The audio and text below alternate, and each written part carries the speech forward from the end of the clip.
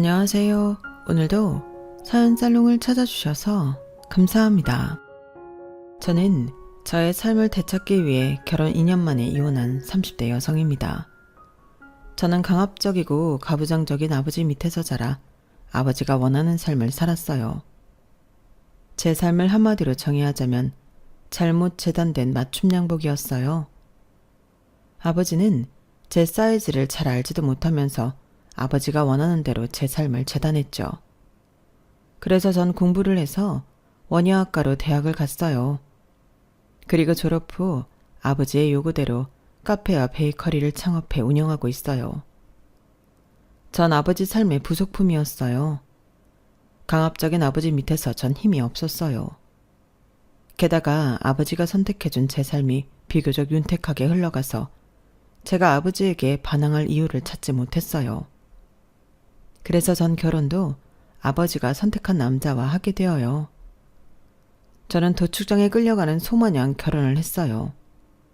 그리고 아버지의 바람대로 아버지의 선택이 틀리지 않았다는 것을 증명하듯 결혼 생활도 윤택했냐고요? 그렇게 묻는다면 불행인지 다행인지 모르게 제 결혼은 엉망이 되었다고 말씀드리고 싶어요. 제 문제는 아니었어요. 탐욕스러운 시댁의 문제였죠. 하지만 덕분에 그게 계기가 되어서 저는 시댁에서 탈출할 뿐 아니라 저의 삶을 살게 되었어요. 그러니 불행 중 다행이라고 할까요? 오늘 저는 저의 탈출기를 보여드릴까 해요. 지금부터 시작할게요. 앞서 말했듯이 저는 강압적이고 가부장적인 아버지 밑에서 자랐어요. 아버지와 엄마의 관계를 생각하면 남자는 하늘, 여자는 땅이라는 말이 절로 나와요.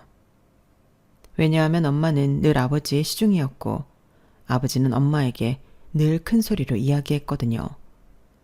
가까이 있는데도 호통치듯 말이에요. 아버지 화났어? 아니, 원래 저렇게 말하잖아. 원래가 어딨어. 엄마한테만 그러잖아. 아, 물론 나한테도 그러지만 밖에서 다른 이모들 만나면 아버지 안 저래. 엄마도 알잖아요. 경상도 남자라 그래. 원래 경상도 남자가 무뚝뚝해. 그럼 엄마 아빠 커피 좀 타주고 올 테니까 빨리 좀 개어나. 빨래를 개면서 저는 아버지가 경상도 남자이기 때문에 그렇다는 주장이 이해가 되지 않았고 아버지는 무뚝뚝한 게 아니라 험상궂은 거라고 생각했어요. 그리고 엄마는 왜 저런 아버지를 사랑해 결혼했고 지금까지 시중 들며 살고 있을까 의문이 들었죠. 엄마는 가부장적인 아버지에게 단 한 번도 반항이라는 걸 해본 적이 없거든요. 짜증을 낸 적도 없어요. 오히려 알겠어요, 미안해요 이런 말을 자주 했어요. 저는 결국 엄마가 아버지의 버릇을 잘못 들였다고 정리했어요.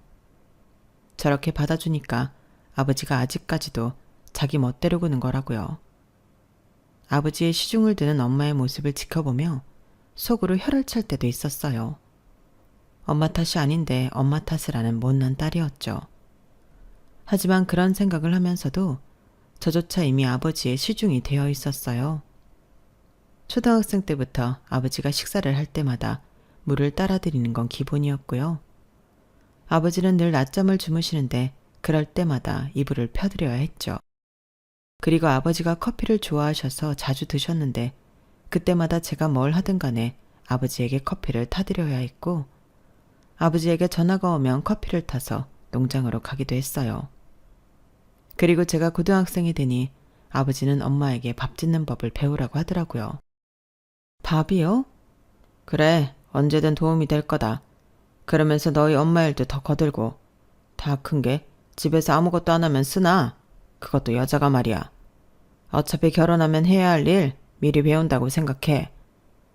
그렇게 저는 엄마에게 밥 짓는 법을 배웠고 그 이후로 더 많은 집안일을 하게 되었어요.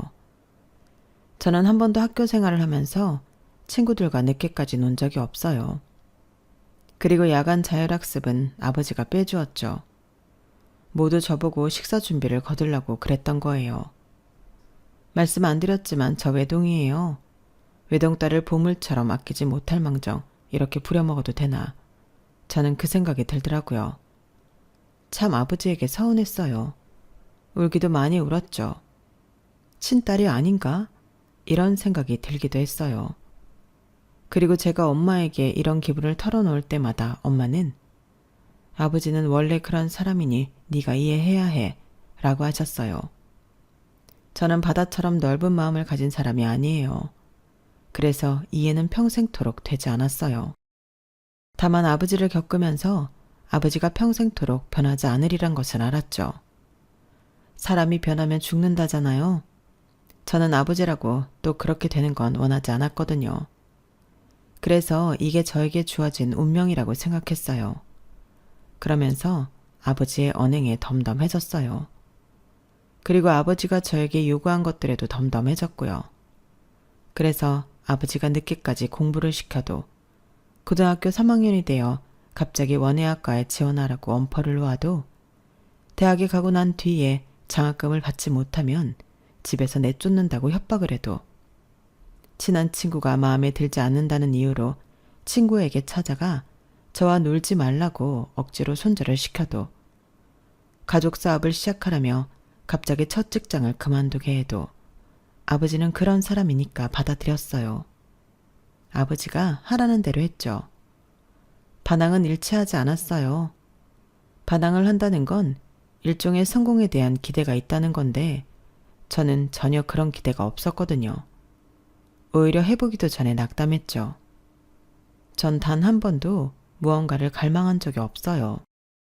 하지만 제게 사랑이 부러워요. 제가 연애도 아버지에게 책 잡힐까 하지 않았거든요. 몇 번의 기회를 밀어냈죠. 그런데 그간의 사랑은 미약했던 걸까요? 어느 날 불어오는 춘풍에 저는 맥없이 사랑했어요. 상대는 제 가게에 오는 단골 손님이었어요. 제가 아버지의 요구대로 가족 사업을 시작했다고 했잖아요. 저희 아버지가 크게 딸기 농장을 하세요. 딸기 하우스만 5채를 가지고 있죠. 아버지는 저에게 우리 집 딸기를 주로 해서 카페와 베이커리를 창업하라고 했어요. 그래서 저는 바리스타 자격증과 베이커리 자격증을 취득해 창업을 했어요. 그리고 그 사람은 제 가게의 단골 손님이었어요. 단골 손님인 그는 올 때마다 저에게 안부를 묻고 날씨 이야기를 하면서 간단한 대화를 했어요. 그러다 이름을 알게 되고 직장도 알게 되고 사랑에 빠진 거예요. 저희 두 사람이 연애를 하는 건 어려운 일이 아니었어요. 그는 매일 제 가게로 퇴근을 했어요. 카운터 근처에 앉아 남은 일을 하면서 저와 이야기도 하고 매장 청소를 해주기도 하고 그랬어요. 그때 제가 가게를 혼자 봐서 따로 다른 데에 가서 데이트를 한 적이 거의 없었지만 그래도 즐거웠고 사랑스러운 시간이었어요. 저는 처음으로 활기라는 단어를 체감했어요. 하지만 한 번도 가게에 들리지 않았던 아버지가 갑자기 가게로 와서 저희 관계에 빨간불이 켜졌죠. 누구야? 누군데 테이블을 닦아? 친구요. 남자 여자 사이에 친구가 어딨어? 아, 안녕하세요. 지은이랑 만나고 있는 허준영이라고 합니다. 만나 뵙게 되어서 영광입니다. 이빠른 소리만 하는 걸 보니 영업직인가? 나 참, 지금 이 꼴을 보니까 내가 후회가 된다. 차라리 너를 농장에 넣었어야 했어. 아빠는 사람 앞에 두고 그런 말이 어딨어요. 자네 이만 가보게. 내가 내 딸이랑 중요하게 할 말이 있으니까. 그리고 남자친구가 돌아간 뒤에 아버지는 주방에 들어와 저를 마구 혼냈어요. 내가 너 이런 짓 하라고 여기에 가게 내준 거 아니다. 우리 집 딸기 더 홍보하고 발전시키라고 가게 내준 거지. 그런데 지금 이러는 건 내 뒤통수 치겠다는 거지. 딸이라고 하는 인내가 이렇게 부모 말을 안 들어서야 당장 헤어져. 더 볼 것도 없어. 그리고 저는 남자친구를 모욕하는 그 말에 처음으로 반항을 했어요. 그런 말이 어딨어요. 제대로 보시지도 않았잖아요, 준영씨. 좋은 사람이에요. 저한테 삶의 활기가 뭔지 알려준 사람이라고요. 저를 행복하게 해준다니까요. 행복? 돈으로 만든 행복이 아니면 그 행복 얼마나 갈 것 같냐? 네가 사랑이라고 운운하는 게 대체 얼마나 갈 것 같냐고. 그래, 그럼 한번 물어보자. 걔 부모는 뭘 안다니? 나도 몰라요. 아직 그런 거 물을 단계는 아니에요. 그걸 먼저 물어보는 게 단계야. 왜 그런 거 중요한 걸 뒤에서 물어서 시간 낭비만 하는데. 내가 널 이렇게 헛똑똑이로 키웠니? 아무짝에도 쓸모없는 놈이다. 헤어져. 아빠는 분명 말했다. 저는 그 뒤로 아버지에게 크게 상처를 받아서 아버지와 말을 하지 않았어요. 아버지가 말을 해도 무시하고 아버지가 시키는 집안일을 전혀 하지 않고 방 안에만 틀어박혀 있었죠. 그러면서 식사도 같이 하지 않았어요. 저는 아버지와 식사조차 하기 싫었어요. 그러다 가출까지 하게 되어요. 남자친구의 집에 들어갔죠. 아버지는 매일 가게로 찾아와 집에 돌아오지 않으면 가게도 빼버리겠다고 말했고 저는 빼도 좋자고 다른 일 할 거라고 소리를 질렀어요. 아버지는 처음 보는 제 모습에 당황했어요. 남자애 미쳐서 지금 네가 하는 짓 나중에 언젠가 후회할 거다. 이제껏 내가 한 말대로 해서 네가 안 된 게 뭐가 있니? 부모라는 게 다 그런 거다. 이제껏 쌓아놓은 지식을 가지고 자식을 풍요롭게 만드는 거. 그게 부모가 하는 일이야. 그런데 네가 이런 식으로 나와? 정신 똑바로 차려라. 지금 네가 잡아야 할 동아줄은 나야. 그리고 며칠 뒤 예상치 못한 일이 일어났어요. 남자친구가 제게 이별 통보를 한 거예요. 저는 남자친구에게 무릎을 꿇고 싹싹 빌었어요. 그런데도 남자친구는 마음을 돌리지 않았어요. 나 좋자고 널 불효녀 만들 수 없어. 아버님 말이 다 맞아. 자식 이기는 부모 없지만 이긴 자식은 효자라고 할 수 없지. 이길 때까지 잘할 것 없잖아. 그리고 미안해. 내 그릇이 작아서. 그동안 행복했어. 그렇게 전 쓰디쓴 첫 이별을 했고 시련의 아픔으로 한 달에 6kg나 빠졌어요. 그리고 나중에 들으니 아버지가 남자친구를 찾아갔다고 하더라고요. 저는 그 말을 듣고 아버지가 미웠어요. 드라마처럼 돈을 쥐어주진 않았지만 온갖 모욕을 줬을 거예요. 그 모욕을 견디지 못한 남자친구가 너무 안쓰러웠어요. 저는 이 사실을 알기 전까지 남자친구에게 연락을 했는데 그 이후로 하지 않았어요. 제게 그럴 자격이 없더라고요. 그리고 아버지는 빈틈을 타 제게 중매를 보라고 했어요. 아버지 지인 중에 고추 농사를 짓는 할머니가 있는데 그 댁 손자가 참 괜찮다고 소문이 났다고요. 저는 거절할 힘도 없었고 이미 제 인생은 망했다고 생각해서 알겠다고 했어요. 그렇게 저희 가족은 중매 겸 상견례처럼 온 가족이 모여 식사를 했어요. 어른들만 신나서 떠들었죠. 첫 만남의 예단은 얼마, 결혼식은 어디서 이런 이야기를 했어요. 가끔은 저와 그댁 아들눈이 마주쳤는데 저와 비슷한 표정을 짓고 있더라고요. 딱 봐도 알 수 있었어요. 이 사람도 보통 휩쓸리는 사람이 아니구나 하고요. 저는 제 결혼에 대해 어떤 어필도 하지 않았어요. 시련의 아픔으로 고통스럽기도 했고 이보다 더 최악일 수는 없다고 생각했거든요. 그러니 일주일 만에 결혼 날짜를 잡더라고요. 엄마, 시어머니와 함께 웨딩드레스도 맞추고요.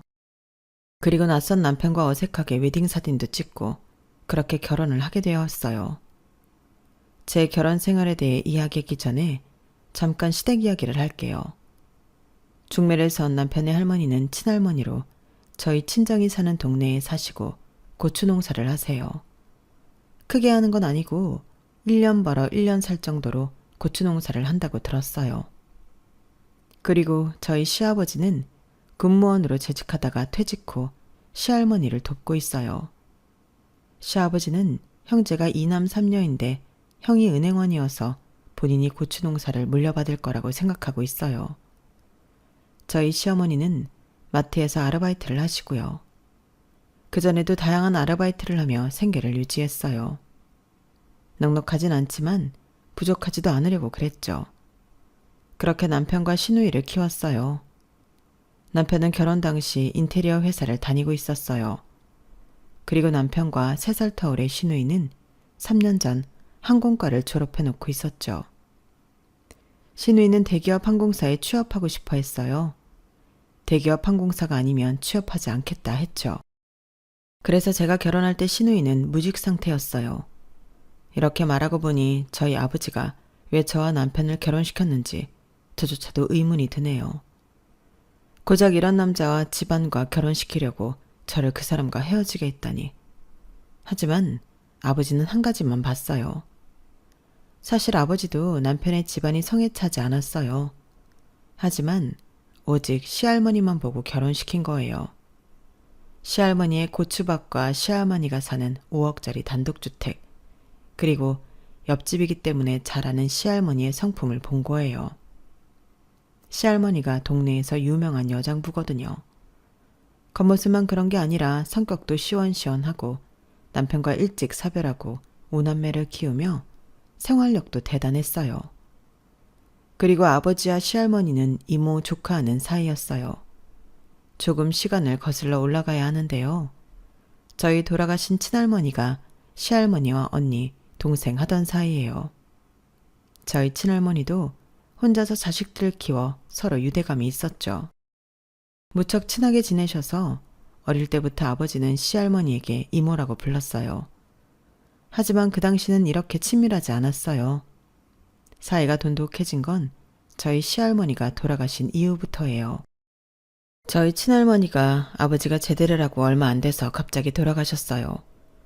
정말 갑자기 돌아가셔서 장남인 아버지는 급하게 딸기 농장을 물려받아야 했죠. 장례식에서도 정신이 없었어요. 그때가 겨울이어서 바쁠 때였거든요. 계속 농장을 왔다 갔다 해야 했죠. 그때 가장 많은 도움을 주신 게 시할머니예요. 그리고 장례식 이후에도 시할머니는 딸기 농장에 찾아와 갑작스럽게 딸기 농장을 물려받은 아버지에게 큰 도움이 되었어요. 아버지는 아직도 당신이 하우스를 5채나 가질 수 있었던 게 시할머니 덕분이라고 말해요.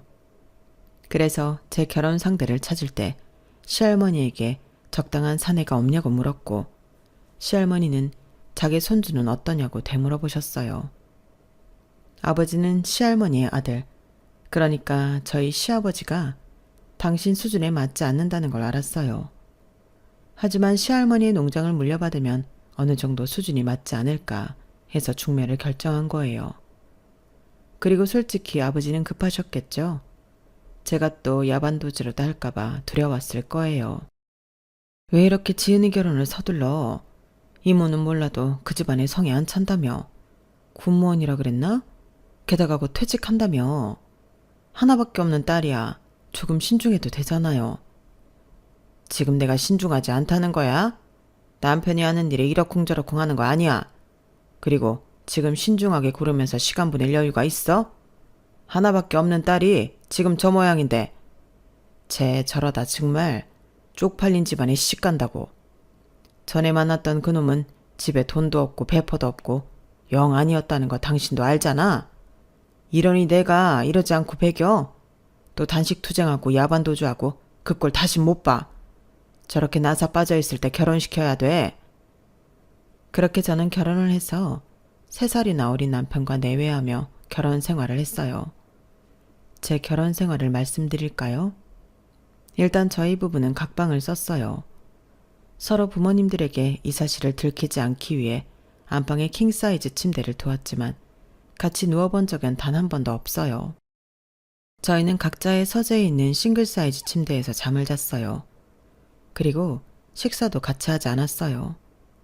출근 시간이 다르기 때문에 사이가 돈독했어도 같이 식사를 안 했을 수도 있지만 저희는 누구 하나 식탁에 앉아 있으면 근처에 가지도 않았어요.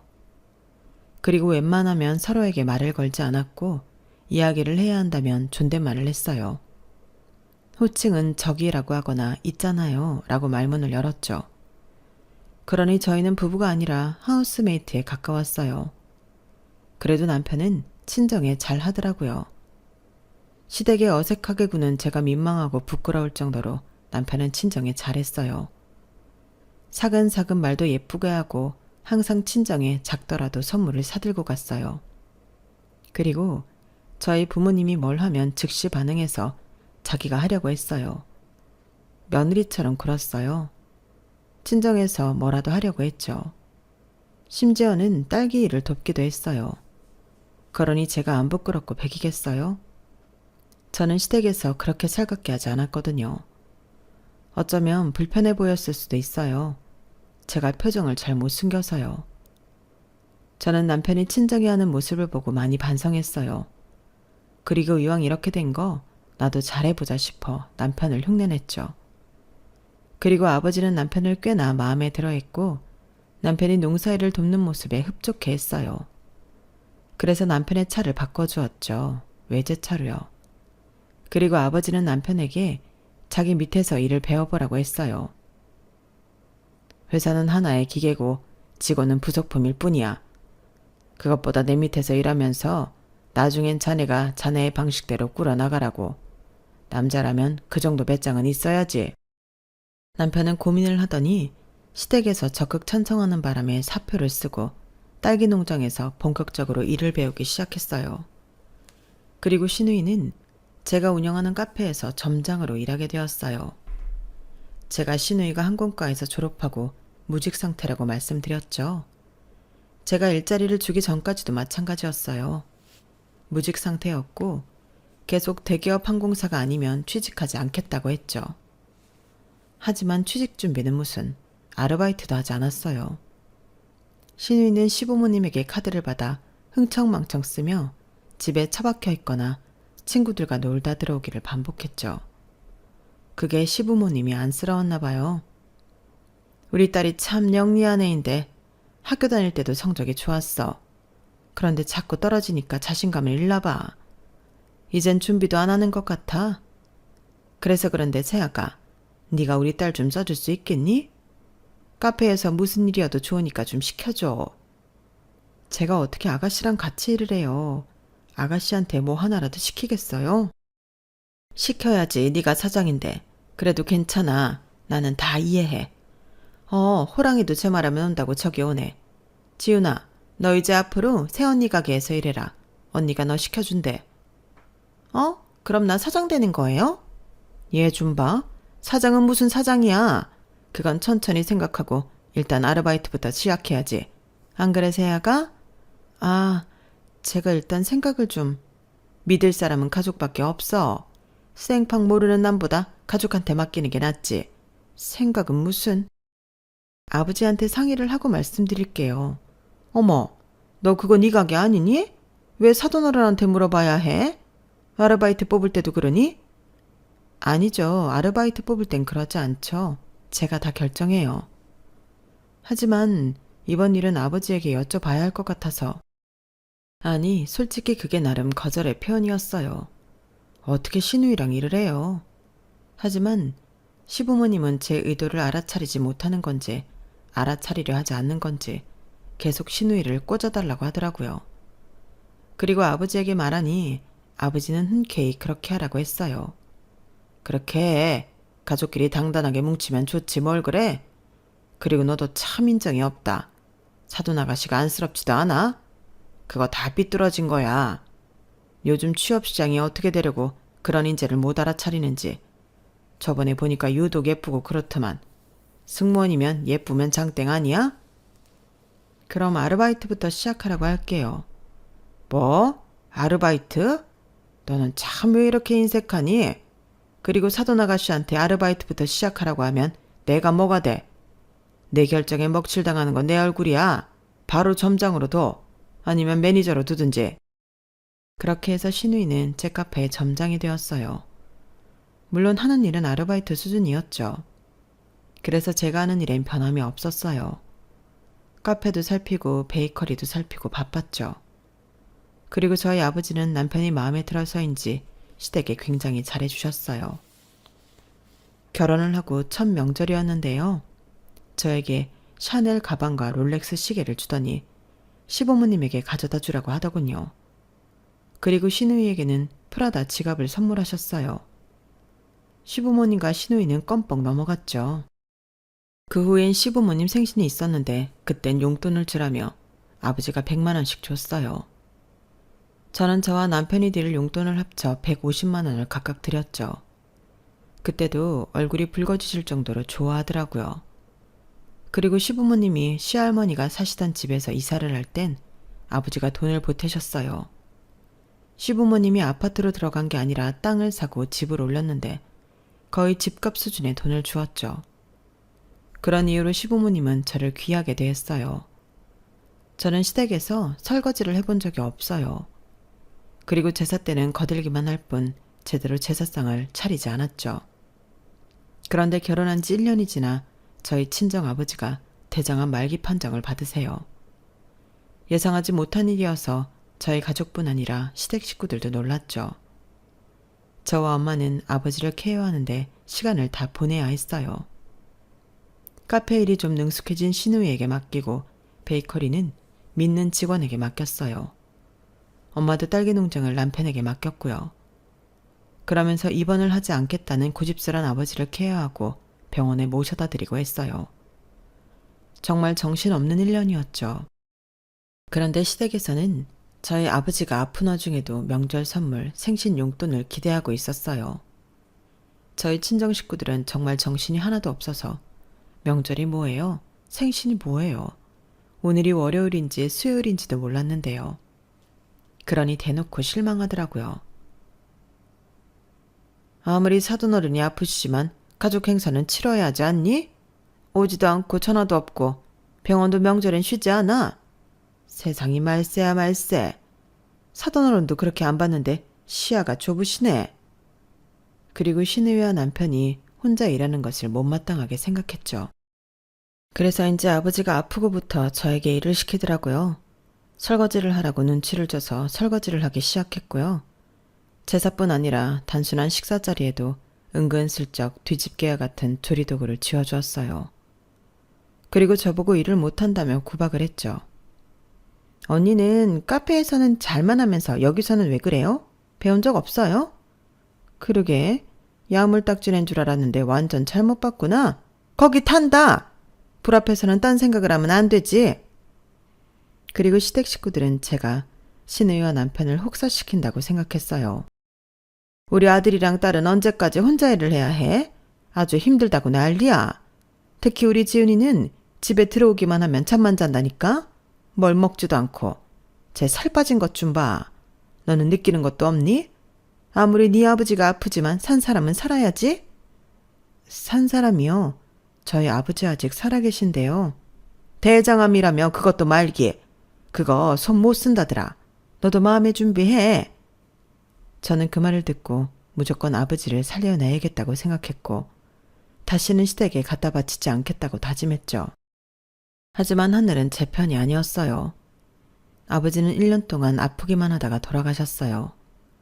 이번은 죽어도 안 하겠다고 해서 집에 와서 돌아가셨어요. 동네에 구급차가 와서 온데간데 소문은 다 났고요. 그 소문을 들었는지 시아버지한테 전화가 오더라고요. 어떻게 이야기 들었다. 정말이지? 정말 가신 거야? 아, 네. 그렇게 됐어요. 아버님, 제가 나중에 연락을. 그럼 우리 아들이 드디어 그렇게 된 거니? 그렇게요? 아니다.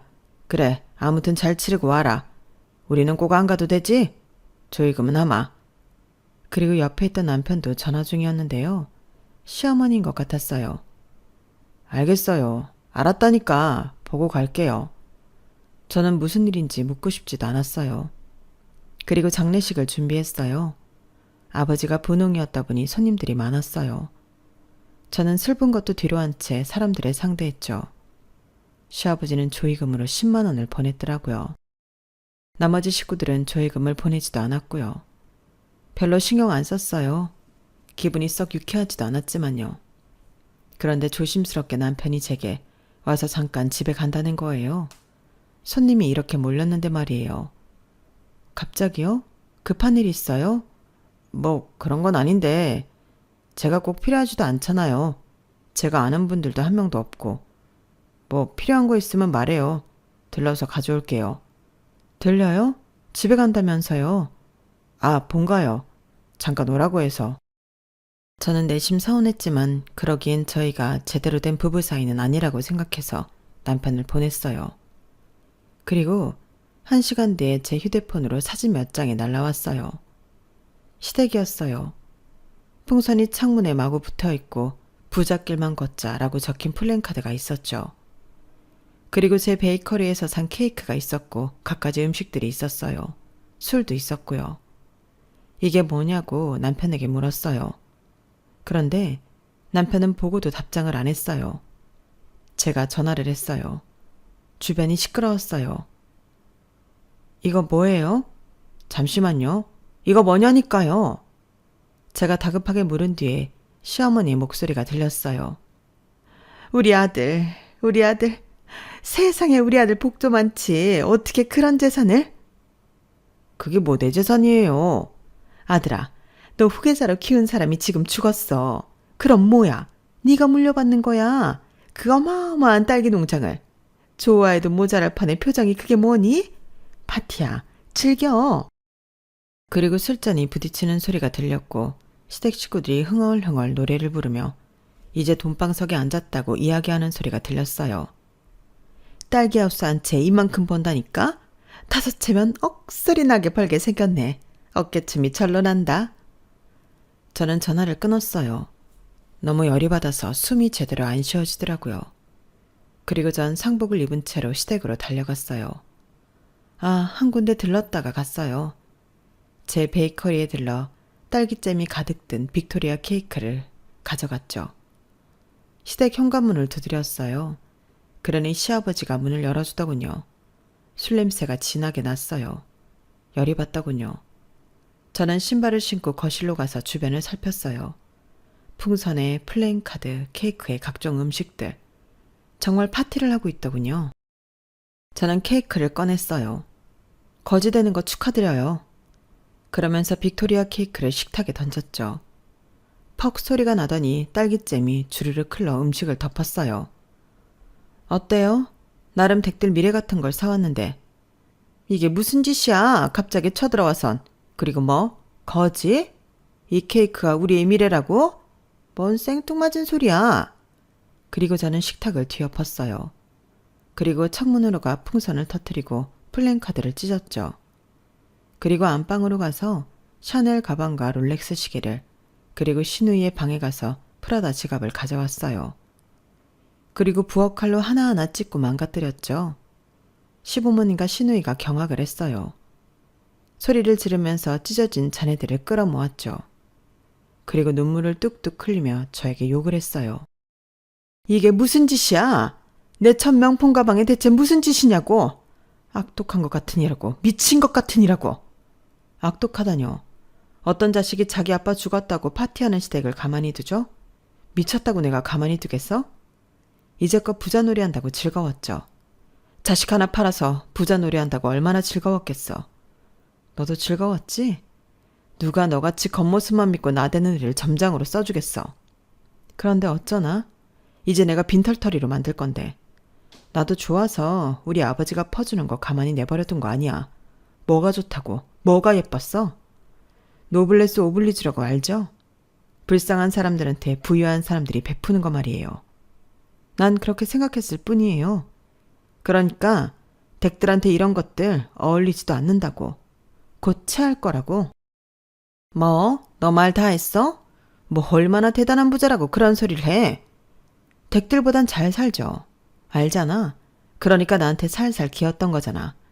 댁들도 알겠지만 이 결혼 어른들에 의해서 진행된 거지.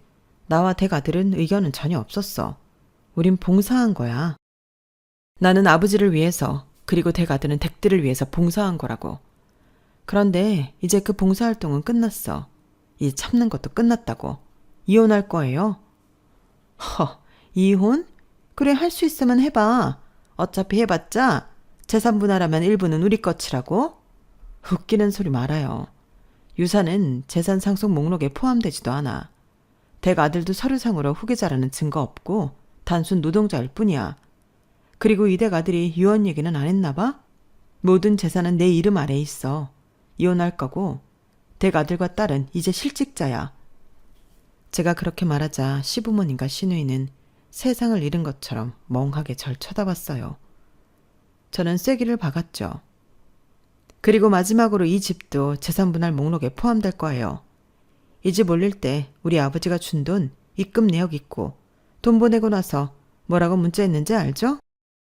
뭐? 이 집도? 어떻게 그럴 수 있어? 이건 우리 남편 명의로 되어 있다고.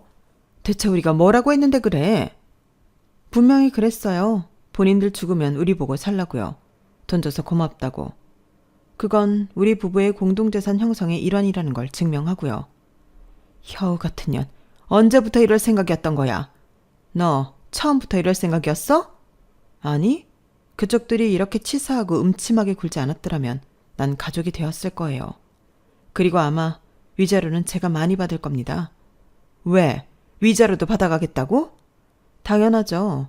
지금 여길 찍은 사진들 댁아들이 나한테 보냈어요.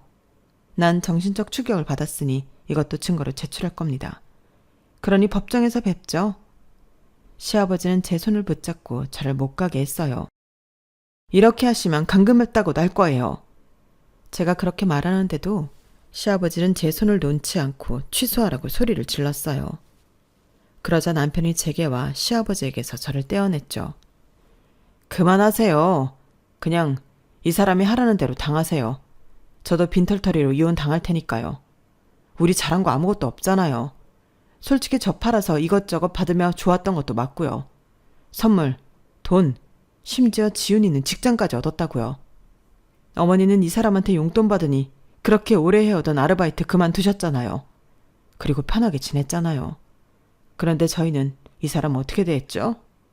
이 사람은 그냥 저희한테 창고였어요. 창구이기도 했고요. 저 그동안 아버지 어머니한테 많이 실망했어요.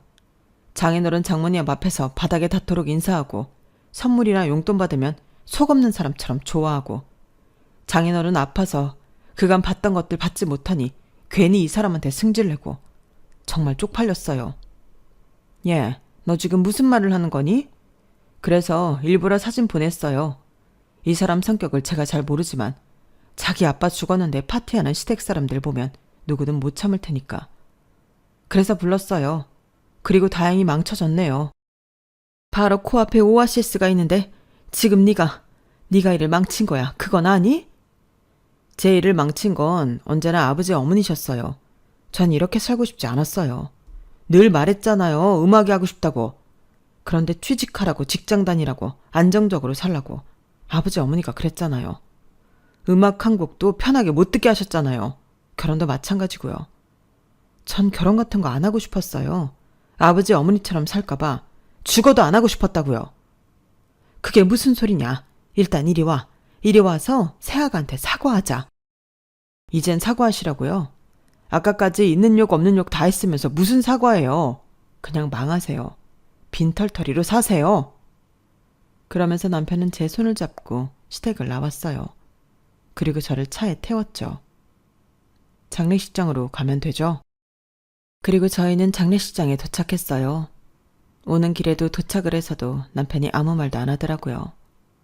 그리고 같이 장례식장에 들어가 남편처럼 곁에 있어주더니 새벽이 되어서 제게 고백하더라고요. 상견례였던 첫 만남에서 눈을 마주치자마자 알았어요. 저 여자도 나랑 같은 삶을 살고 있구나. 반항할 수 없겠구나. 그냥 이대로 결혼하겠구나. 그리고 정말 결혼했죠. 사실 같은 사람이라고 편했어요. 억지로 노력하지 않아도 됐고 우리 각방 썼잖아요. 아마 우리 부모님이 좀 더 매너 있고 정중한 사람이었다면 우리 이혼 못했을 거예요. 그냥 그렇게 살았겠죠. 인생을 낭비하면서. 사실 제가 너무 실망했어요. 저희 부모님한테요. 그렇게까지 할 줄은 몰랐거든요. 보자마자 사진을 찍어서 보내야겠다고 생각했어요. 아까 말했던 것처럼 내가 그쪽을 많이 알지 못하지만 시댁이 그런 파렴치한 파티를 한다는 게 화가 안 날 사람이 어디 있겠어요? 뭐든 할 거라고 생각했어요. 좀 지나쳤죠? 아니요. 속이 시원하던걸요. 그럴 수 있어요. 그럴만 했고요. 너무 마음에 담아두지 마세요. 그리고 이제 아주 끝장을 봐요. 밑바닥까지 끌어내려요. 어떻게 하려고요? 앞으로 말이에요. 정말 빈털털이 되어도 괜찮겠어요?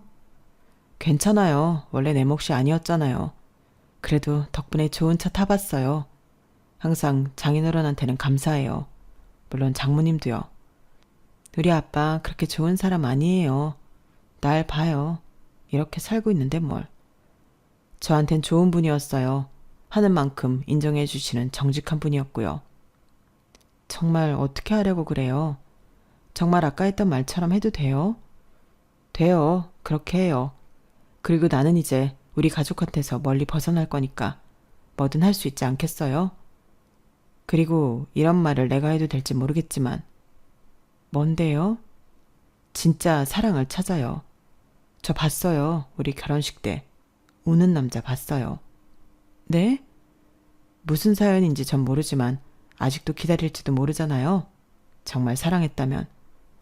정말 사랑하진 않았을 거예요. 우리 아버지가 뭐라고 했는지 모르지만 결국 도망갔으니까.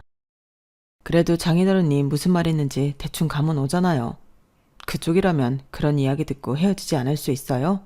밀고 갈 수 있어요? 아니요. 저도 도망갔을 것 같아요. 그러니 그 사람 너무 미워하지 마요.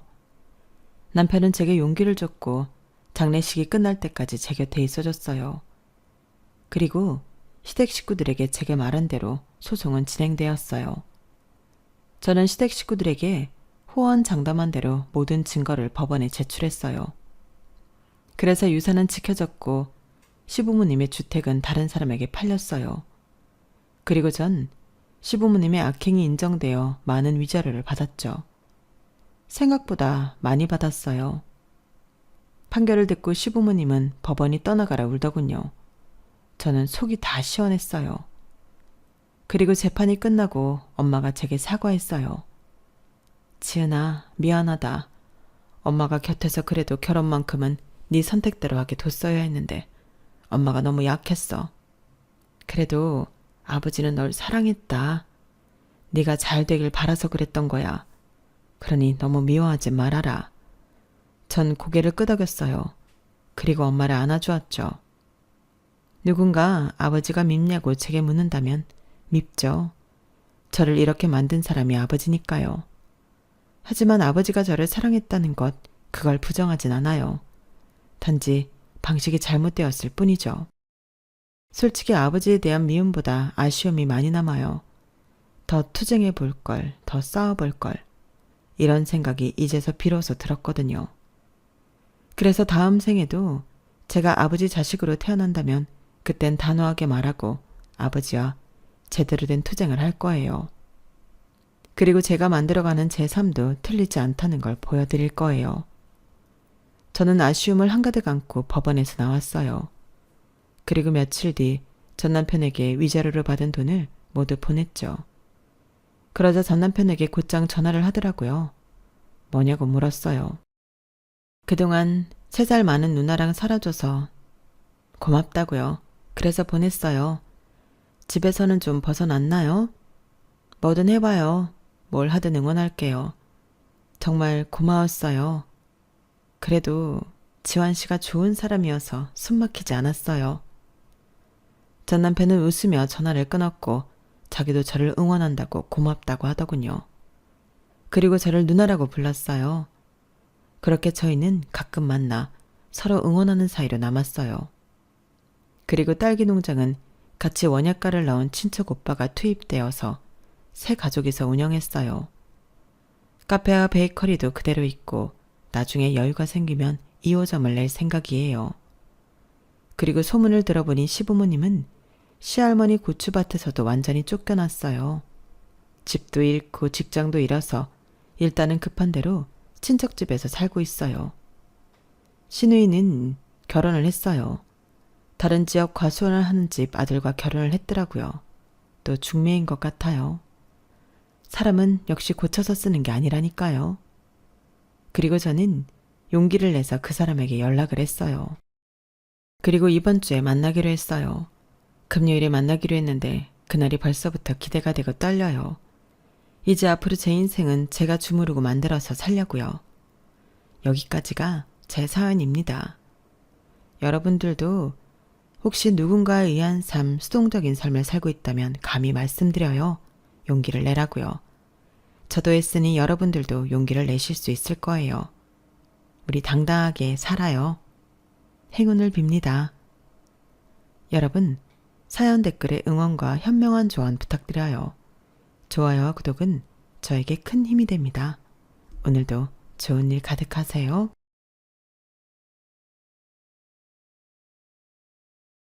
안녕하세요. 오늘도 사연 살롱을 찾아주셔서 감사합니다. 저는 한심하게 15년이나 시집살이를 하다가 열받아서 제대로 시댁을 뒤집어 놓고 이혼한 40대 여성입니다. 그리고 저는 평생 고칠 수 없던 병을 극적으로 고친 사람이기도 한데요. 그 병의 이름은 착한 아이 병이었어요. 저는 어릴 때부터 착하다는 말을 듣는 걸 너무 좋아했거든요. 집이 잘 사는 것도 아니고 얼굴이 예쁘지도 않았던 저는 머리도 나빠서 공부를 잘하지도 못했어요. 그러니까 한마디로 내세울 건 착한 것밖에는 없었는데요. 저는 그렇게라도 인정받고 싶었죠. 그리고 오랜 시간 그렇게 살아서인지 또 이기적으로 저만 생각하는 건 죽었다 깨어나도 못하겠었는데 그렇게 저는 제 나이 40이 다 되어서도 제 팔자를 제가 꼬면서 그렇게 살았어요. 고약한 시어머니 시집살이를 견디며 겉으로 고맙다, 덕분이다, 동서밖에 없다, 언니밖에 없다.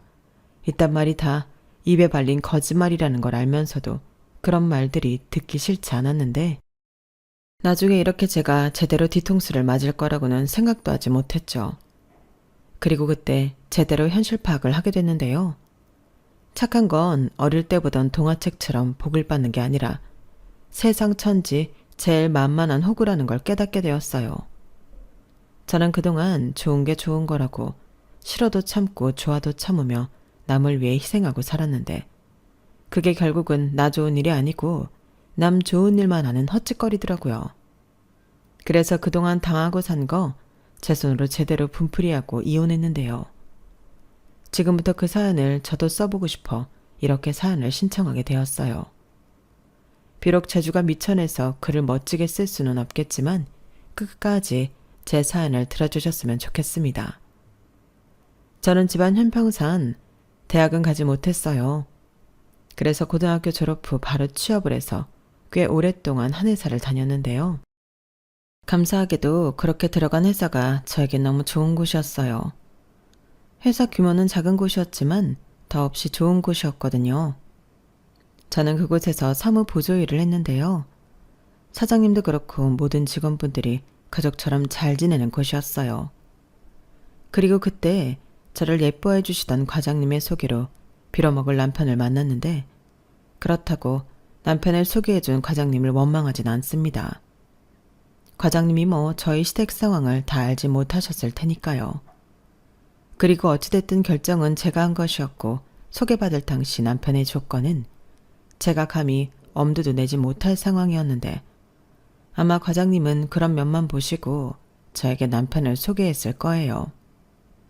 남편은 전문대도 아니고 4년제 대학을 졸업했고 대기업은 아니어도 인지도가 꽤 있는 중견기업을 다니고 있었는데 과장님의 선배가 예뻐하는 후배라고 했거든요.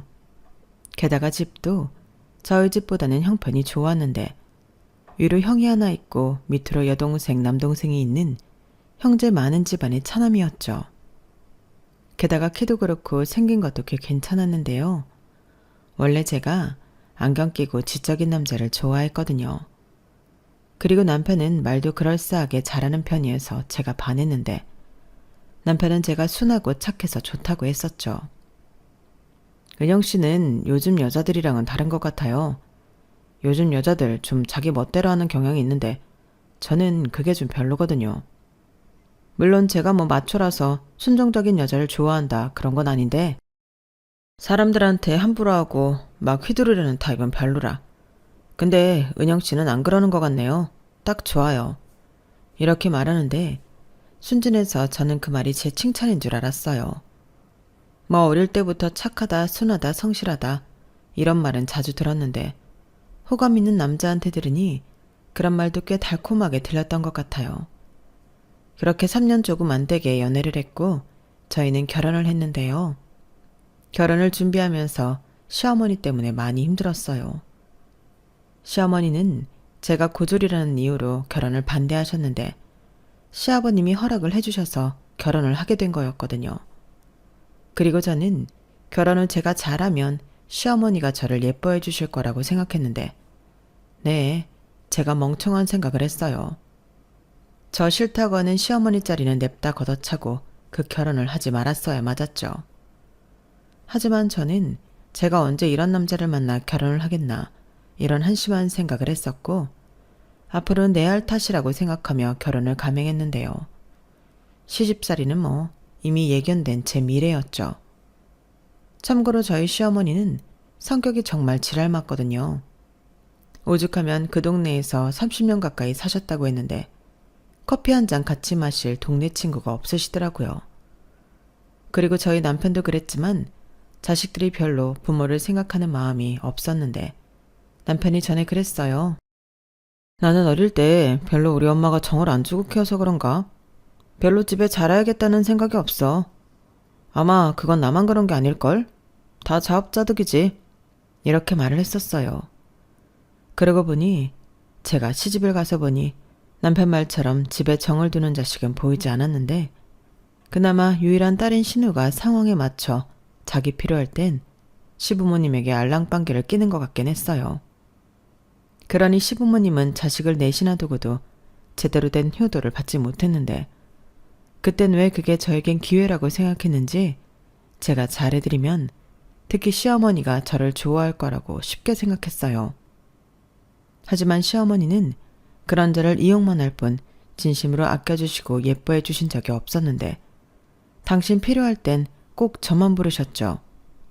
둘째야, 내가 허리가 아파서 그러는데 네가 퇴근하고 와서 우리 집 화장실 청소 좀 해라. 둘째야, 오늘 내가 깜빡하고 말을 안 했는데 절임배추 오는 날이거든? 네가 와서 김치 좀 담가. 김치 소만 만들어서 무치기만 하면 되니까 금방 하잖아. 이렇게 당신하기 귀찮거나 힘든 일은 저를 시켰는데 저는 15년 동안 한 번도 싫다는 소리를 해본 적이 없었어요.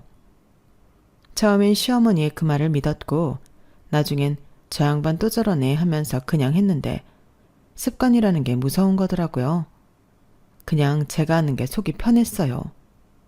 그리고 그 점을 시아버님이 기특해 하시곤 하셨는데 남편도 제 덕에 어깨가 펴진다고 하고 형님도 고맙다며 가끔 화장품 선물도 해주시고 백화점 상품권도 주시고 하는데 싫지 않더라고요.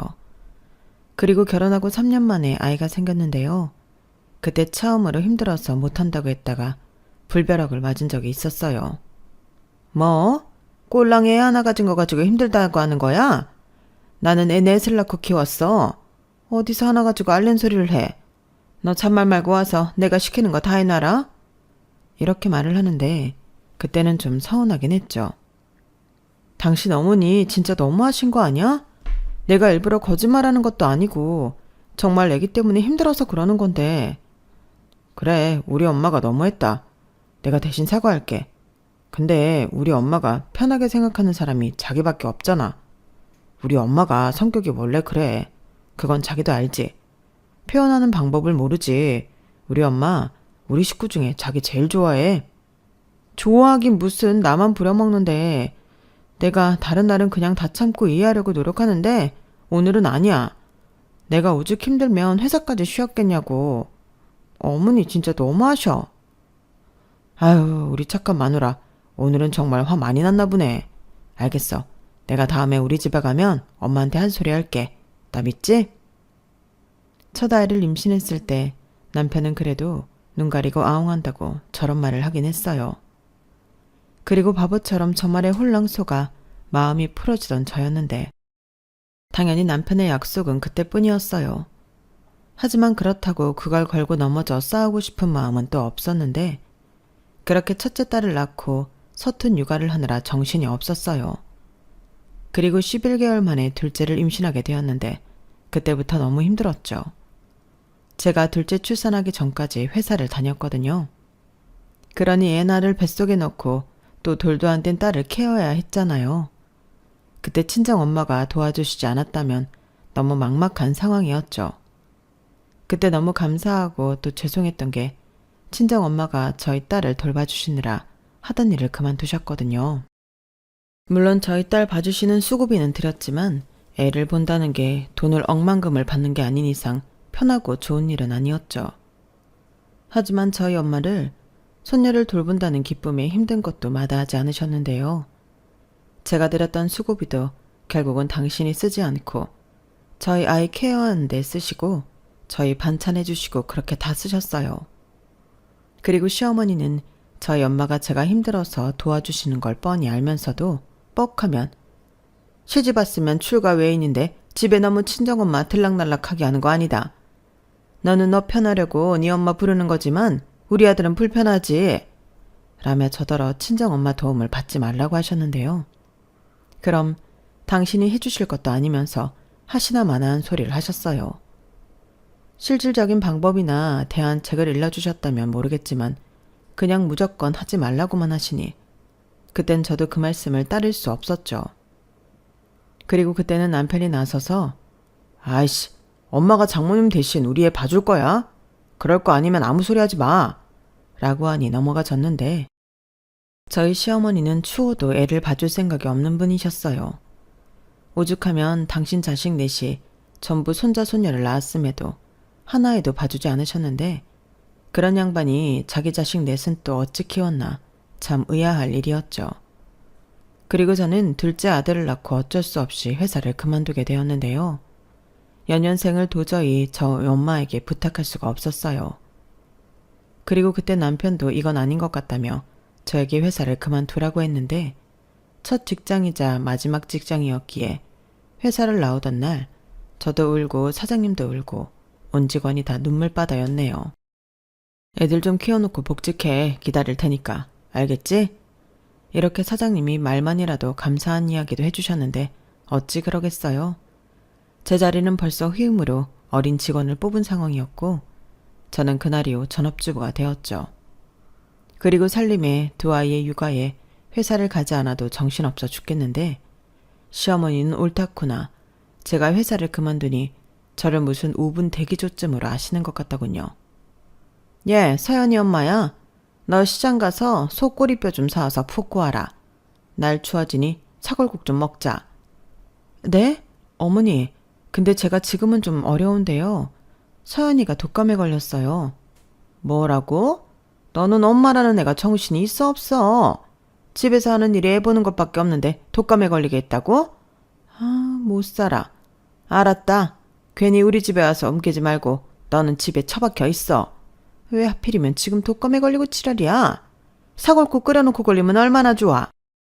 이렇듯 자기 구미에 맞춰 저를 부려드실 생각밖에 없었는데요. 그 밖에도 시댁의 대소사는 모두 제 담당이었어요. 직장을 다니지 않는 사람이 저밖에 없었거든요.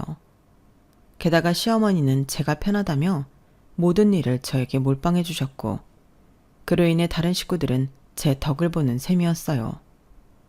특히 저와 처지가 같은 며느리인 형님이 저에게 무척이나 고마워했는데요. 저희 형님은 학교 선생님이셨거든요. 저는 학교 선생님이 그렇게 바쁜 직업이라는 걸 형님을 보고 알았는데요. 글쎄요, 그게 정말로 바쁜 게 맞았는지는 모르겠네요. 아주 공교롭게 시댁에 일이 있을 때면 형님이 바쁘다고 하셨거든요. 그리고 시어머니는 네가 있는데 뭘 다른 사람까지 불러. 정신만 사납지. 그냥 네가 해라. 라고 하셨는데요.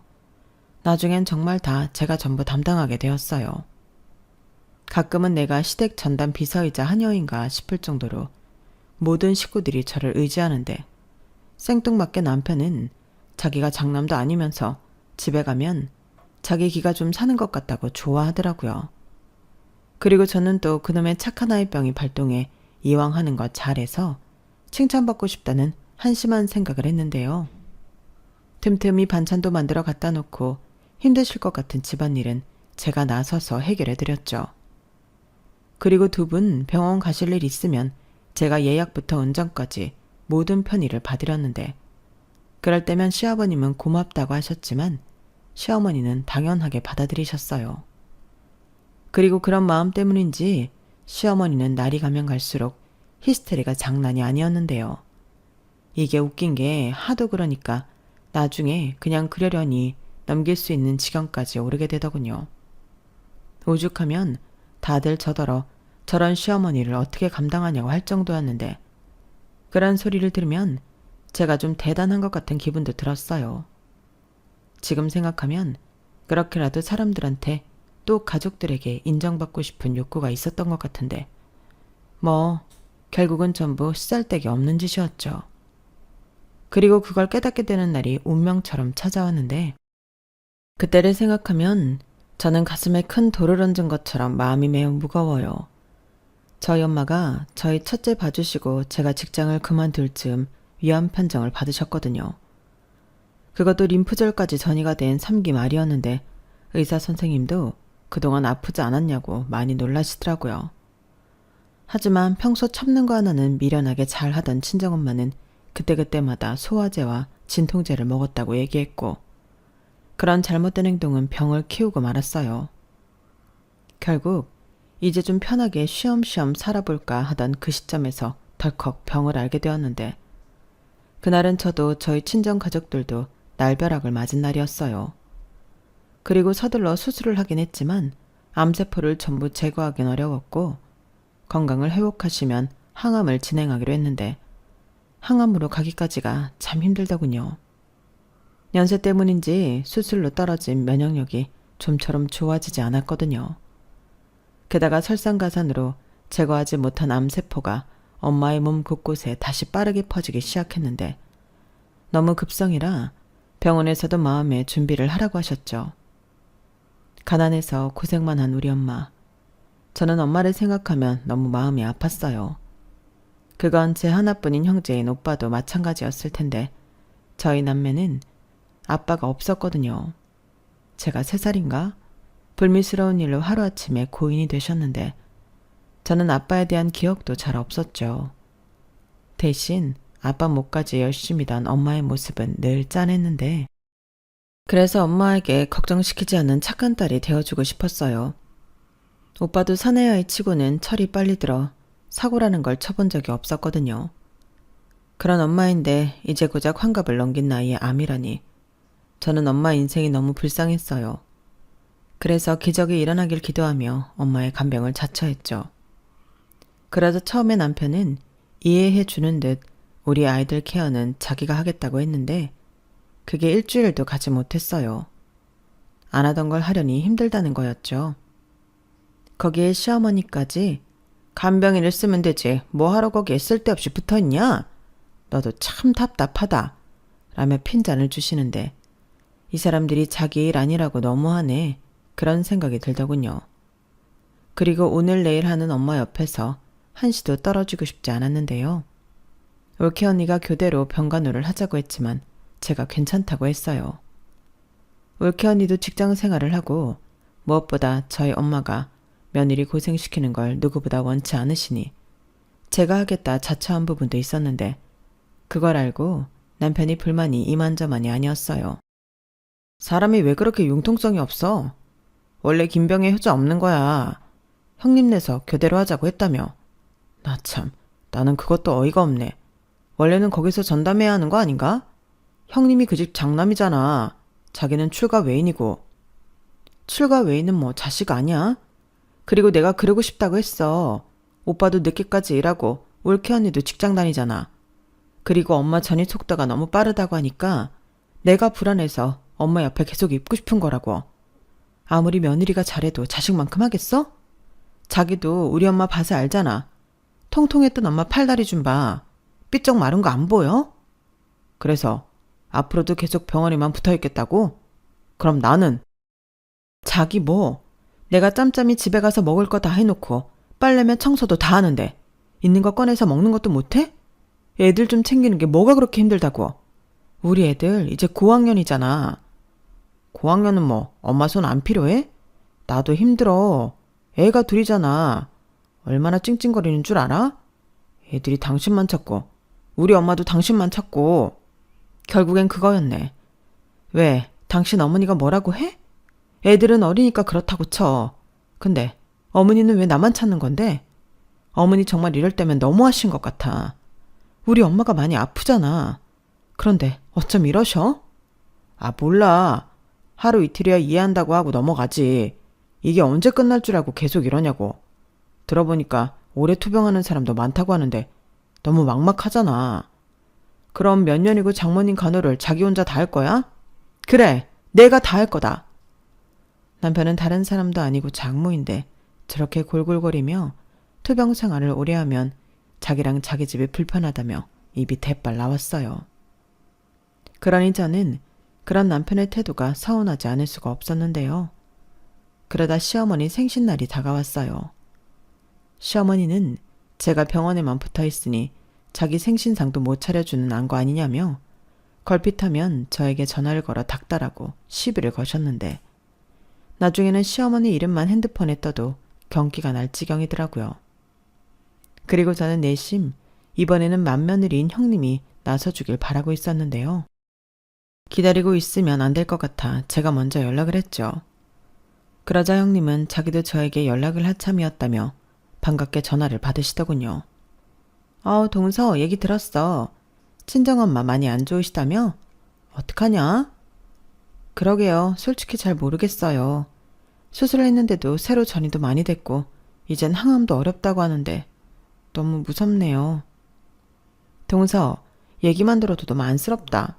그나저나 이번 우리 어머니 생신은 어쩌지? 동서 못 오는 거지? 네, 아무래도 힘들 것 같아요. 저희 엄마 오늘 내일 하시는데 제가 자리 비우는 것도 마음이 불편하고 이런 마음으로 어머니 생신상 봐드리는 것도 아닌 것 같고요. 그래, 이번에는 내가 말씀드려서 외식하자고 할게. 나야 동서처럼 음식할 솜씨는 없잖아. 동서는 여기 신경 쓰지 말고 친정엄마 간병 잘해드려. 형님 감사해요. 뭘, 나도 이럴 때 마음에 빚도 갖고 그러는 거지. 걱정하지 마. 저는 형님의 전화를 받고 처음으로 마음이 편했어요. 늘 남편을 포함한 시댁 쪽 사람들과 통화를 하면 서운하고 화가 난 날이 태반이었는데 형님은 그러지 않았거든요. 역시 며느리 마음은 며느리가 안다고 이럴 때면 손이는 손이구나. 형님에게 앞으로도 잘해드려야지 이런 생각이 들었는데 바로 그 다음날 날벼락이 떨어졌죠. 동서 어떡하지? 어머님이 외식은 싫대. 생일인데 미역국은 먹어야 하지 않냐고 노발대발 하시는데 어쩌겠어. 그 성미를. 미안한데 동서가 어머니 생신상만 후딱 차려드리고 가라. 라며 형님이 말을 바꾸셨어요. 처음에는 저희 시어머니 성깔이 보통이 아니니 뜻대로 안 되셨나 했는데 나중에 돌아가는 꼬라지를 보니 형님이 그닥 적극적으로 하지도 않았던 모양이더라고요.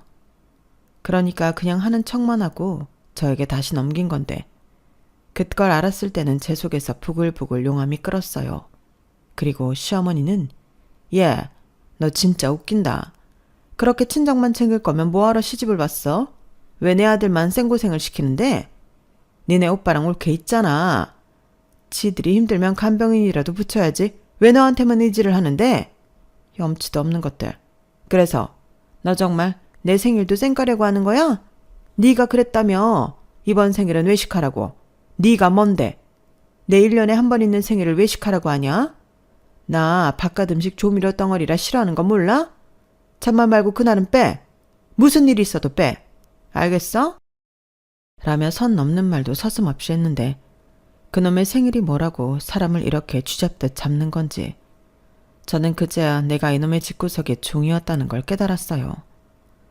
자기도 비슷한 연배이고 천년만년 건강할 거 아닌데 저렇게 저희 엄마와 제 마음을 이해도 못 해줄까 너무 화가 나더라고요. 게다가 조미료 덩어리라 외식은 싫다고 하셨던 시어머니는 제가 시집 오기 전엔 꼬박꼬박 생일이면 외식을 하셨다고 들었는데 그것도 기가 찼어요. 자기가 언제부터 집밥만 먹고 살았다고 저러나 어이가 없었죠. 그래서 머리 털라고 처음으로 나 몰라라 해봤어요. 어차피 내년에 또 내후년에 다시 올 생일인데 저는 지금 당장은 욕을 먹더라도 저희 엄마가 더 중요했거든요. 그리고 그럴 만한 이유가 있었던 게 하루가 다르게 응급 상황이 벌어졌고 그때부터는 오빠와 올케 언니도 만사를 제쳐두고 병원에 붙어 있었어요. 그땐 하도 정신이 없으니 핸드폰 진동도 확인을 못하는 일이 많았는데 한 번은 핸드폰을 보니 부재중 전화가 21통 찍혀 있더군요. 시어머니셨어요. 저는 혹시라도 무슨 일이 생겼나 놀라서 전화를 드렸는데 야, 네가 미쳤지? 어디 감히 시어머니 전화를 안 받아. 간이 배 밖에 나왔네. 왜? 시어머니 생신상도 나 몰라라 하는 김에 이젠 그냥 시댁도 나 몰라라 하기로 했냐? 라고 버럭 소리부터 지르셨어요. 저는 순간 별일이 없다는 걸 알아챘고 순전히 저한테 싫은 소리 하려고 21통 전화를 걸었다는 사실에 열이 받아 전에는 엄두도 내지 못했던 화를 시어머니에게 냈네요. 어머니, 정말 너무하세요. 저희 엄마 진짜 오늘 내일 하세요. 어지간하면 어머니 생신날 가서 상 차려드리죠. 지금까지 제가 해드린 거 잊으셨어요? 제가 어디 그럴 사람이냐고요. 그 정도는 이해해 주셔야 하는 거 아니냐고요. 저는 감정이 올라와서 나중에는 소리까지 지르며 말했어요. 그러자 시어머니는 제가 평소처럼 금방 꼬랑지를 내리지 않자 당황하신 듯 말씀이 없어지셨어요. 그리고는 이렇게 며느리한테 밀리기 싫다는 듯 저보다 더 큰 소리로 고함을 치듯 말씀하셨는데요. 그 말이 저한테는 두고두고 상처가 되었어요. 그래서 네 엄마 지금 당장 죽는다니? 너 임종 보느라 내 생일에 안 오는 거냐고. 그럼 내가 이해해 줄게. 이렇게 말했어요. 저는 그 말에 잠시 정신을 잃은 것처럼 충격을 받았는데 이 옆에는 우리 엄마가 죽는다고 해도 자기랑 상관없다는 듯 평소처럼 나를 부려먹을 악마라는 생각만 들었죠. 그때 정신이 번쩍하고 들었어요. 좋은 게 좋은 거라고 착한 며느리로 살려 했더니 이 사람들은 하나같이 나를 쉽게 이용할 수 있는 호구로 알고 있었는데 손이 부들부들 떨리더군요. 사람이 극도로 화가 나니까 정말로 부들부들 하더라고요. 아니, 사람이 할 수 있는 말이 있고 하면 안 되는 말이 있는데 그 나이 먹도록 그런 것도 모른다는 게 말이나 되나요? 게다가 사돈이 위독하다고 하면 제가 간다고 해도 오지 말라고 하는 게 맞는 거잖아요. 그런데 자기 생일이 무슨 국경일이라고 저렇게까지 사람을 들들 볶는지 저는 더 해주고 싶은 마음이 없었어요. 정말로 호의가 계속되니 권리로 아시더라고요. 저는 시어머니가 뭐라고 떠들던 전화를 끊어버렸어요. 그리고 시어머니 전화는 받지 않을 생각에 번호도 차단했는데요. 혼자 화장실에서 복받쳐 오르는 감정을 누르지 못해 한참을 울었죠. 그런데 이번에는 신우가 전화를 해서는 자기 엄마한테 왜 함부로 하냐고 따지기 시작했는데 평소 얼마나 자기 엄마를 챙기는 딸이라고 저러나 저 집 식구들 오만정이 떨어졌어요. 하도 예의를 찾길래 너희 가족들은 나한테 얼마나 예의가 있었냐고 쏘아 붙여줬죠. 그러자 신우는 언니 갑자기 왜 딴 사람처럼 이래요? 병원에 붙어있는다고 하더니 언니도 머리가 어떻게 된 거 아니에요? 라며 선을 넘는데 참고로 신우는 저보다 3살이 어리거든요. 그래서 성격상 쌍욕은 못하고 너 같으면 니네 엄마 생사 기로에 있는데 시어머니가 저지랄하면 좋은 마음으로 가서 미역국 끓일 거냐고 따져줬네요. 그러자 신우는 당황한 듯 말을 하지 못하고 얼버무렸고 저는 이딴 전화 또 걸면 네 오빠 이혼당하는 꼴 보게 될 거라고 큰소리치고 전화를 끊었는데 그 일로 그 집에서도 제가 정신이 나갔다고 말이 나오는 모양이었어요. 그리고 그 소리가 저희 남편 귀에 들어가지 않을 턱이 없었는데 남편이 오랜만에 병원에 와서는 저한테 그러더군요. 너도 참 사람이 그렇다. 내내 잘하다가 왜 이래? 사람이 아무리 상황이 그래도 자기는 며느리야. 며느리가 시댁 뒷전에 두고 친정부터 챙기는 게 이치에 맞아? 며느리 노릇도 안 해. 나랑 애들도 나 몰라라 내팽개쳐. 이게 말이 되는 소리냐고. 오늘은 우리 엄마랑 내 동생한테도 적반하장했다며? 이딴 소리를 당당하게 했어요. 그리고 그렇게 당당한 인간이 저희 오빠를 보자 움찔하며 말을 끊었는데 그 꼬라지를 보니 제가 결혼을 정말 잘못했다는 걸 뼈저리게 알게 되었어요. 그러자 좀 전까지 팔팔 끓던 제 속이 놀랍도록 차분해졌는데요. 이 인간은 그런 줄도 모르고 저희 오빠 눈치를 살피다 오빠가 시야에 없자 한층 작아진 목소리로 다시 지 하고 싶은 말만 떠들었어요. 오늘 내일 한다고 하지만 그게 벌써 며칠이야. 그런 소리는 그냥 병원에서 하는 소리야. 장모님 하루아침에 어떻게 되지 않는다고. 그냥 네 할 도리만 해. 나는 분명히 말했어. 며느리는 무슨 일이 있어도 시댁이 먼저야. 친정은 그 다음이라고. 마지막 경고다. 이렇게 지가 뭐라도 되는 듯 경고를 하고 씩씩거리며 병원을 나갔어요. 해서 저는 이제부터는 정신을 차려야겠다. 시일을 봐서 그동안 해준 거 다 보상받고 이혼할 생각을 품었는데요. 남편의 말이 생각하면 할수록 너무 괘씸했어요. 내가 누구 딸인데 지랑 결혼한 게 무슨 대수라고 저희 친정엄마보다 자기 엄마를 챙겨야 한다고 떠드는 건지 도저히 그 말만큼은 돌려주고 싶더라고요.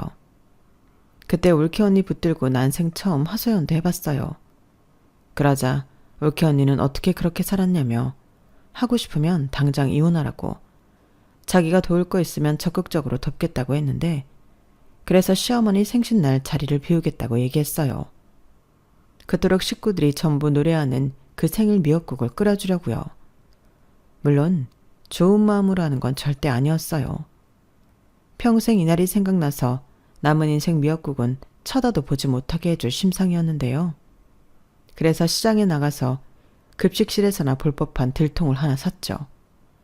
그리고 정말 한 통 가득 미역국을 끓였는데요. 새벽부터 다용도실에서 끓였는데 왼종일 걸렸어요. 그러자 아침에 미역국 냄새에 남편이 흡족해하며 출근을 했고 저는 늦지 말고 시댁으로 오라고 생글생글 웃으며 남편 배웅을 했어요. 그게 제가 그돈 배웅하는 마지막 날이 될 거였거든요. 그리고 저는 제 짐을 최대한 싸서 엄마가 홀로 지내던 집에 가져다 놓았는데 하루가 정말 너무 바빴어요. 거기에 이혼 서류는 어디서 가져와 작성해야 하는지 몰라 법원을 가서 가져오기도 했는데 이윽고 형님이 알려준 저녁 시간에 맞춰 미역국이 든 들통을 가지고 시댁으로 향했죠. 그리고 제가 끓여온 미역국에 온 식구들이 놀랐는데요. 아직 놀라긴 일렀어요. 왜냐하면 저는 이걸 전부 그 집구석 거실바닥에 쏟아버릴 계획이었거든요. 그래서 저는 현관에서 신발도 벗지 않고 바로 들통을 엎어 있는 힘껏 미역국을 전부 쏟아냈어요. 그러자 여기저기서 비명이 터져나왔는데 그 꼬라지를 보니 처음으로 통쾌함을 느꼈어요. 생각해보니 제가 이 집구석에서 이런 기분을 느껴본 건 처음이었어요. 그리고 시원하게 쏟아진 미역국을 흡족하게 보며 저는 말했는데요. 자, 그렇게 노래하던 미역국이에요. 이제 됐죠? 야, 너 미쳤어? 이게 지금 감히. 자기야, 이게 뭐 하는 짓이야? 이거 다 어떡하려고 그래? 어떡하긴, 그걸 왜 나한테 물어? 동서, 왜 이래? 아무리 마음이 안 좋아도 그렇지. 오늘 어머니 생신인데. 생신이 뭐 그렇게 대수해요? 저희 엄마는 지금 의식도 없으세요. 그런데 이 집구석 핏줄도 이렇게 많은데 왜 저만 이 집에서 일을 해야 하냐고요. 정말 너무하다는 생각은 아무도 안 하는 거죠? 그래서 정신 차렸어요. 제가 뭐하러 이 집구석 종노릇을 자처해요. 저 이제 그만할 거예요. 웃겨. 그래서 올케 언니 이혼할 생각으로 마지막에 사고 한번 시원하게 친 거예요? 우리 다 엿먹이려고요? 그래, 나는 뭐 그러면 안 되냐? 앞으로 네 엄마 네가 챙겨. 아, 아니지. 너도 출가 외인이니까 여기서 얼씬거리지도 말고 네 시댁이나 챙겨. 다른 날은 코빼기도 안 보이면서 뭐 얻어먹을 거 있으면 귀신같이 나타나지. 정말 내 딸이 너를 닮을까봐 무섭다. 야, 너 지금 내 딸한테 뭐라고 하는 거야? 왜 엄한데 화풀이를 해? 그러게요. 왜 엄한데 제가 화풀이를 할까요? 이게 다 따지고 보면 어머니 때문인데. 생신 축하드리고요. 앞으로 몇 번 더 그 잘난 생일 챙겨 드실지 모르겠지만 만수무강하세요. 제 생각에 어머니 아프다고 옆에서 간병할 자식이나 며느리 있을까 싶어서요. 저는 이만 갈게요. 그리고 당신 여기 이혼 서류 있으니까 작성해서 연락해. 설마 나랑 더 살 생각 있는 거 아니지? 내 짐은 이미 벌써 뺐고 집은 부동산에 내놨으니까 그런 줄 알아. 뭐라고? 왜 이렇게 감정적이야? 우리 말로 시끄러워. 내가 오죽하면 이래. 사람이 좋게 좋게 참고 잘해주니까 나를 아주 만만한 호구로 알았지. 원래 나 같은 사람이 화나면 더 무섭다는 거 몰라? 이참에 제대로 알게 해줄게. 저는 다 비워진 들통도 발로 뻥 걷어차고 그렇게 시댁을 빠져나왔어요. 그리고 모처럼 숨을 크게 쉬고 병원으로 향했는데 그때 오빠한테 연락이 왔죠. 하필이면 제가 옆에 없을 때 엄마의 임종이 다가왔던 거였어요. 저는 눈물을 흘리며 최대한 빨리 병원으로 향했어요. 그러자 올케 언니가 복도까지 나와서 빨리 오라고 손짓했고 저희 엄마는 딸을 보고 갈 마음으로 버티신 건지 제가 오자마자 아껴두었던 마지막 숨을 거두셨는데 이게 무슨 기구한 인연인지 시어머니의 생신이 저희 엄마의 기일이 되었죠. 이로 인해 저 역시 시어머니 생신을 평생 잊지 못하게 되었는데 참 징글징글한 인연이 아닐 수 없어요. 그리고 제가 미처 이혼을 하지 못하고 친정엄마 장례를 치르게 되었는데 이 뻔뻔한 남편과 시댁 식구들이 조문을 왔더라고요. 저는 물론이고 저희 오빠도 그닥 반갑지 않은 손님이었는데 다른 조문객들이 있어서 당장 나가라고는 하지 못했어요. 그런데 쭈뼛쭈뼛 시어머니가 빈소 안에서 울고 있는 저에게 다가왔고 저는 그제서야 미안하다고 사과를 하려고 그러나 했는데 웬걸. 시어머니는 저에게 속삭이듯 이렇게 말씀하셨어요. 얘, 네 엄마 보험 들었니? 보험금이랑 유산이랑 제대로 정리해. 네 오빠한테 다 뺏기지 말고. 딸이라도 자식이잖아. 네가 먼저 챙길 수 있으면 챙겨. 네가 더 많이 간병했잖아. 와, 이렇게 말씀하시는데 미역국으로는 정신을 못 차린 것 같더라고요. 그래서 순간 너무 열이 뻗쳐 저희 엄마 영정사진 앞에 있던 향료를 시어머니에게 뿌려버렸어요. 그러자 시어머니는 천둥이라도 치는 듯 비명인지 고함인지 큰 소리를 지르셨고 저는 다른 사람들도 다 들으라고 목소리를 높여 외쳤는데요. 우리 엄마 보험금이 그렇게 궁금하세요? 며느리는 출가 외인, 시댁이 먼저라고 하더니 왜 이런 날은 딸도 자식이니 오빠보다 먼저 챙겨야 하냐고. 들었던 말 그대로 돌려줬는데 시어머니는 아무 말도 하지 못하고 저만 죽일 듯 노려봤어요. 그리고 시댁 식구들이 우르르 몰려와 조문하러 온 사람한테 이럴 수 있냐고 저를 비난했는데 그때 저희 오빠가 이렇게 말했어요. 내가 정말 최대한 참으려고 했는데 이 인간들 정말 못쓰겠네. 순순히 나갈 겁니까? 아니면 경찰에 신고해서 끌려나갈 겁니까? 사람들이 양심이 있어야지. 착한 내 동생 그렇게 부려먹었으면 이런 날만큼은 예의라는 걸 좀 지켜야 하지 않나? 아, 예의를 모르는 집구석이니까 이렇게 병원까지 찾아와서 누워있는 장모한테 인사도 안 하고 싸가지 없게 할 말만 하고 토꼈겠지. 왜? 우리 엄마 죽었으니 이제 보험금이랑 유산이라도 챙겨야 할 것 같아서 여기까지 기어왔어? 여기 이 사람들 좀 보세요. 얼마나 뻔뻔합니까? 다들 오셔서 어떻게 생겼나 구경 좀 하세요. 저희 오빠는 저희 남편한테 이보다 더한 개망신 당하고 싶지 않으면 네 식구들 데리고 1분 1초라도 빠르게 꺼지라고 했어요. 그러자 남편도 씩씩거리며 자기 식구들을 데리고 나갔는데 이번에는 무슨 심보인지 저희 엄마 보험금을 위자료로 주지 않으면 이혼하지 않겠다고 하더군요. 애들도 자기가 키울 거래요. 그래서 하는 수 없이 저는 소송을 할 수밖에 없었어요. 저희 엄마 유산 문제도 해결해야 하는데 이혼 소송까지 하려니 정말 미치겠더군요. 하지만 저는 한시도 그 집 며느리로 있고 싶지 않았기에 애들을 위해서라도 이혼 소송을 진행했고 저희는 장장 1년이라는 시간을 들여 법정 다툼을 벌여야만 했죠. 하지만 의외로 소송은 별것이 없었어요. 워낙에 제가 유리한 입장이었기 때문에 남편이 하는 건 족족 기각이 되고 인정이 되지 않았죠. 양육권 문제도 그랬는데 남편은 제가 직업이 없으니 아이들을 못 준다고 버텼는데 판사님이 그러셨어요. 평소 어떤 아빠였냐고 물으셨죠. 거기에 아이들은 누굴 더 잘 따르냐고 유착관계에 대해 물으셨는데 저는 판사님께 호소했어요. 당장이라도 직업을 구해 아이들을 부양하겠다고요. 그리고 소송을 진행하는 과정에서 제 이야기를 들으셨는지 제가 일하던 회사 사장님이 연락을 하셨는데 저에게 회사로 돌아오라고 하셨어요.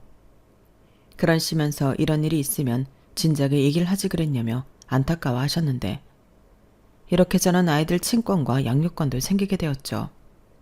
거꾸로 저는 법정 최대치의 위자료와 양육비를 남편에게 청구했는데 재산분할도 알뜰하게 다 챙겼어요.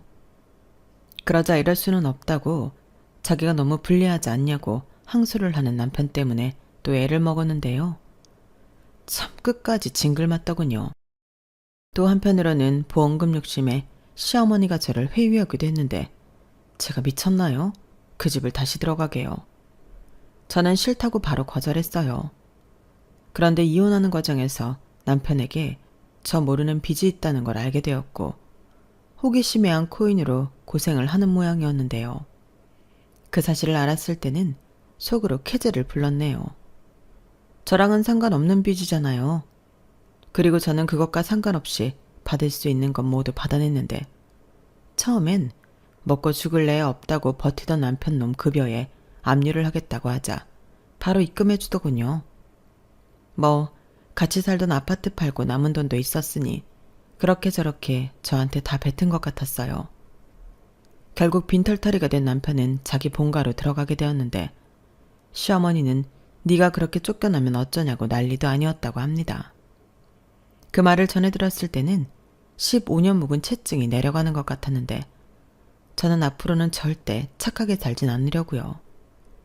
저희 아이들에게도 나를 지키지 못하고 착하게 살지 말라고 가르치고 있는데 엄마가 겪어보니 알겠다고 너희들은 현명하게 살라고 얘기를 해주고 있어요. 비록 아직은 어려서 제가 하는 말을 다 이해하지는 못하겠지만 더 늦기 전에 이런 사실을 알게 된 것을 다행으로 여기고 이제부터는 저도 저를 위해 살아볼 생각입니다. 하늘에 계신 저희 엄마도 그걸 바라실 것 같거든요. 그리고 저는 현재 아이들과 친정 엄마 집에서 지내고 있는데요. 오빠가 이혼한 저를 많이 배려해줬어요. 저는 친정집만 주면 나머지는 오빠가 가져가도 된다고 했는데 오빠가 그런 게 어딨냐며 마지막까지 간병하려고 애썼는데 보험금은 전부 저에게 가져가라고 하더군요. 그러면서 오빠는 엄마가 가지고 있던 통장만 가져가겠다고 했는데 저희 엄마가 돈이 있어봤자 얼마나 있었겠어요. 그런데 오빠는 이 돈은 평생 쓸 생각이 없다며 이 정도로 충분하다고 했는데요. 아마도 오빠는 오빠대로 엄마를 기억하기 위해 욕심을 내려놓은 듯 보이더군요. 그리고 그 덕에 저는 이혼하고도 걱정이 없게 되었는데 앞으로 오빠에게 실망시켜주지 않고 아이들한테도 본보기가 되는 현명하고 멋진 동생이자 엄마가 되고 싶은 바람입니다. 요즘은 다시 일도 하고 하기 싫은 남의 집 일을 하지 않아 너무 행복해요. 미혼하고 나 아이들 아빠이기 때문에 양육비 받는 조건으로 아이들 통해서 남편 소식을 가끔 접하고 있는데 그 집은 서로 자기 부모 챙기는 걸 미루며 전쟁 같은 시간을 보내고 있는 것 같더라고요. 그러게 제가 있어서 지켜줬던 평화라는 걸 이번 일로 알게 되었겠죠. 그리고 남편은 자기 빚을 갚기 위해 자기 부모 주머니도 턴 모양인데 아주 고소하고 쌤통이에요. 그래서 남편이 어떡하든 저랑 다시 재결합하려고 애들을 구워 삼는 모양 같은데 저희 딸이 그런 소리 하면 아빠 얼굴도 보지 않겠다고 했답니다. 어쩌면 저보다는 저희 딸이 똑 부러지고 야무진 것 같은데 누구처럼 자식 농사 망치는 일은 없을 것 같네요. 이상 제 사연은 여기까지였어요. 제 사연 어떻게 들으셨나요? 착한 척 하려다 집 팔자 지가 꼬았다고 너무 나무라지 마시고 애들이랑 씩씩하게 잘 살라고 따뜻한 응원 부탁드립니다. 저 이제 정말 정신 차렸어요. 그럼 지금까지 제 사연 들어주셔서 감사드리고요.